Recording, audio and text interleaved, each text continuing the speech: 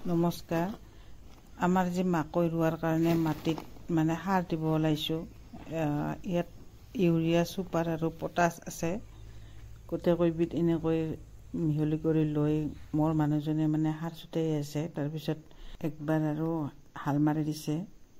হাল মৰা হোৱাৰ পিছত মাকৈ ৰোৱাৰ কাৰণে প্ৰস্তুত কৰিছোঁ। মানে মাকৈবিলাক এনেকৈ শাৰীৰ পৰা শাৰীৰ দূৰত্ব 2 ফুট আৰু গছৰ পৰা গছৰ দূৰত্ব 1.5 ফুট দিছোঁ।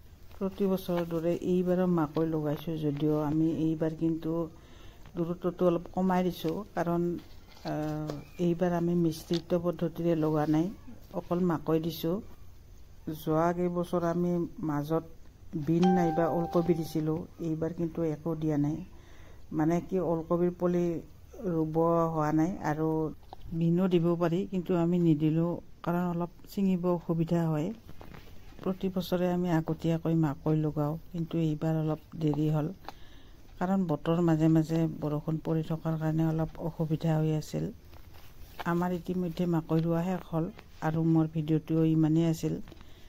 আপোনালোকৰ যদি মোৰ ভিডিঅ'টো চাই ভাল লাগিছে তেনেহ'লে লাইক কৰিব, আৰু যদি আমাৰ খেতিৰ বিষয়ে কিবা জানিব লগা আছে তেনেহ'লে কমেণ্ট কৰিব।